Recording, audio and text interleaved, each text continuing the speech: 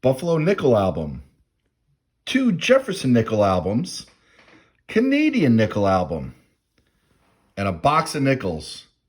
I guess that means one thing. It's time for another nickel hunt. Stay tuned.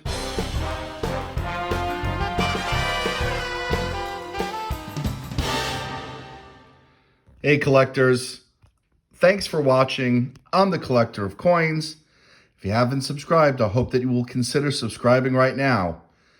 I have another nickel hunt. For those that have been watching my series, you know I just need 1, 2, 3, 4, 5 more nickels to complete this album that I started as a child.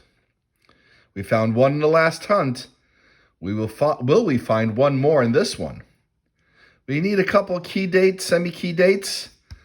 And on top of that, we do find Buffalo Nickels. And in one of the recent hunts, I added one to the album, which was a surprise, but it was great. This album we started last year, and it is catching up. It needs the same 5 that we need in the first album, and a few more. Let's see if we will fill any of these holes in this hunt. And, you know, despite being located in the United States, we do get Canadian nickels. And so I have 3 Canadian nickel albums of different years that we've been working on. And we'll see if we get any here. I already opened up this box at the bank to make sure it had circulated nickels. And it does. Nothing cool on top. So we're just going to get right into it. We're going to start with this roll. And I'll pull you in as soon as we get a find. And again, we're looking for anything from 1938 to 1959. Any Buffaloes, Canadians, and certainly Silver Wartime nickels is the one thing that we're really looking for. We have not come across anything older than a Buffalo nickel. Maybe today will be the day that we do. Hey collectors, well, roll 1 gives me a find. Yes, believe it or not, this is the first 2021 Philadelphia nickel I've come across this year. So we'll pull this aside. Now, if we find another one that's in better condition because this has some scratches on it, we'll put this one back. But, hey, we need this for the collection. Well, roll 2 gave us 2 more finds. The oldest so far, 1940, out of Denver, a little bit chewed up. And a 1952 from Philadelphia. So we're on the board with 40s and 50s. Roll 3 gives us another find. 1959 out of Denver. Our 4th find in 3 rolls. Hey collectors, well, in roll 4, come across this stunning 1964. For a moment I thought it was a special strike because there's a satiny finish, just tremendous luster. Thought maybe even a proof coin in circulation. But I turn it over and it's out of Denver. But I'm wondering if those are full stairs. And we now have our 6th find out of roll 5. 1942, Philadelphia. Not a Silver Wartime nickel. There'd be a big P right above Monticello. All right, we have another find coming out of roll 10. 1946 out of Philadelphia. Hey collectors, we got another find in roll 12. A 1958 out of Philadelphia. A bit banged up. Hey collectors, we're into roll 17. It's been a while since we had a find, and this roll had 3. A 1983 and 1986 out of Canada, so our first Canadian nickels, and then this really interesting toner. Let's put against a new one. As you can tell, the color is very different. This one is from 1959, and it is filled with detail. We're going to check to see if those are full steps. From this distance, they look like they might be. But this is some strike on this 1959. All right, let me put this underneath the microscope. I'll bring you in to take a look, and we'll see if these are full steps. Well, collectors, we're pretty close. In fact, this is the closest to full steps that I've seen in any coin I pulled out of circulation.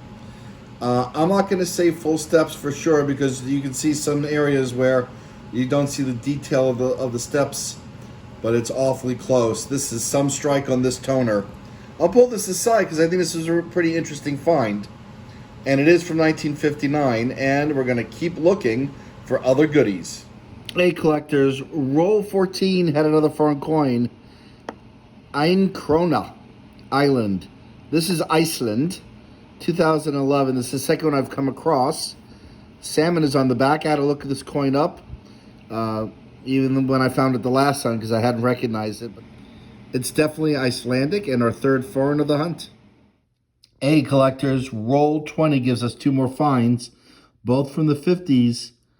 Pretty worn 1951 out of Philadelphia, and another one from the 50s, 1957, also out of Philly. Hey collectors, we got another one from the 50s. This came out of roll 21, and this is a 1954 out of Philadelphia. Hey collectors, going through roll 25, and I'm so sure you see what I see. We found a Buffalo nickel. I love finding these in the hunts. I don't see any mint mark on the back. We'll put that underneath the microscope in a minute. Ooh, and we don't see any date either. We may need to nicodate that to get a date. This is pretty well worn, but it's great finding it in circulation. All right, well, let's get this underneath the microscope to see if we can find a date or a mint mark. Well, collectors, you're looking at the area where there would be a date, and it is worn flat. We will need to nicodate this for sure, but let's take a look at the reverse. Maybe there's some hints. Well, collectors, we know this is not a type 1, so it's not from the first year. I think it was 1917 that these were made, because he's not on the plains, he's on a flat field. He being the Buffalo, but let's see if there's a mint mark. You know what? Less wear on the reverse for sure. No mint mark. We won't have to nicodate the back, but let's see if we can get a date out of this. Okay, collectors. Well, we got nicodate on it. Hopefully I used the right amount. Sometimes you can start to see a date appear through the nicodate. And even those, you know, sometimes you get no date at all. I'll put a link to the video where I did some nicodate so you can see the technique. We'll let this sit for a bit before we get the nicodate off, and we'll see if we can get a date out of this. Hey, collectors. Well, even after nicodating it, really not able to get any date out of this at all. It is so worn. But it's a Buffalo nickel, and at least we can recognize that it is. We'll pull this aside. So far, this is the highlight of the hunt, but it's far from over. We're only halfway through. Hey, collectors, we're going through roll 29, and we got another Buffalo.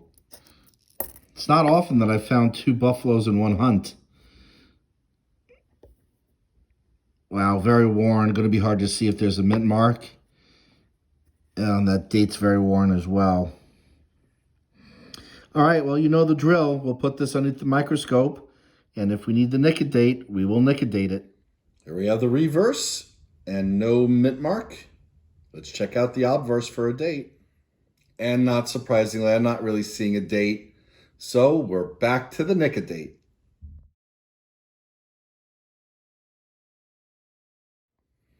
All right, collectors, well, this is the second Buffalo nickel, and we have confirmed that there's no mint mark in the back. You can see where we applied the nicodate. We weren't heavy with it. We didn't want to damage this too much. We're just looking for mint marks. All right, we did pull a date on the obverse on this one. Hang on, I'll flip this over. Hey, collectors, I hope you can see what I'm seeing, because I see 1917. Pretty old one. Now, I was wrong before when I said that the first year was 1917. It's actually 1913. If I did say 1917 the first time, I meant 13. Anyway, we found two Buffaloes. Let's see if we can get some wartime nickels and some finds for the albums. Roll 33 gives us another find from the 50s. 1957. This one is out of Denver. Hey, collectors. Roll 34 gives us our oldest Jefferson find of the hunt. 1939. This 1939 might be a semi-key or key date, depending upon if there's a mint mark. And not surprisingly, it is out of Philly. Usually the D and the S are in better condition than this, but we're going to check to see if this is a double die. Hang on, we found one this year already. Hey, collectors. Well, I'm not really seeing any evidence of a double die variety here. No doubling on any of the letters in 5 cents or Monticello. Hey, collectors, we got another find. This one is out of roll 35, and it's from 1947 out of Philadelphia. Roll 36 gives us a 1954 out of Denver. Hey, collectors, we are going through roll 37. I didn't see this at the side.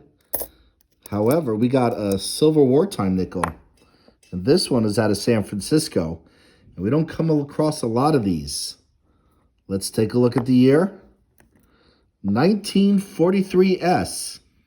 Oh, we needed the 1943D or 1944S. That's still a nice looking silver nickel. I'm not going to complain. Well, I'll complain that I can't get into focus. There we go. Much nicer. We have 2 more finds in roll 39. 1952 out of Philadelphia and a 1956 out of Denver. Hey, collectors, we got 2 more finds out of roll 43. 1947 out of Philadelphia and a 1952 also out of Philadelphia. Hey, we got a 1941 out of roll 44.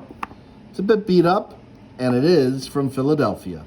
Hey, collectors, well, the final find in the hunt came out of roll 50. It's this 1973 one, I guess, franc, It's a Belgian coin. All right, well, let's get ready for the wrap-up. We had a lot of finds here. Let's get these sorted, and we'll check the album separately, and we'll see if we have anything that fills any spots. Hey, collectors, well, here's the wrap-up. Nothing for the album, but we had some pretty great finds.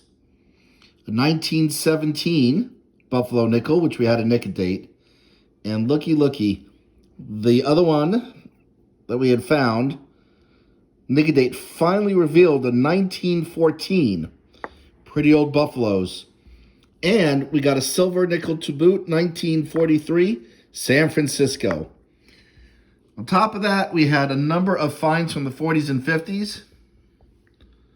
6 from the 40s, excluding the silver one. This one's from 1939, so 1 from the 30s. And 12 from the 50s. And a bunch of foreign coins. Now, we didn't fill any spaces in the Canadian nickel album. We did come across a coin from, I believe, Iceland and Belgium. But nothing for the album. We're still hunting to see if we can complete the collection, but it's really hard to complain when you get these. As always, collectors, thanks for watching.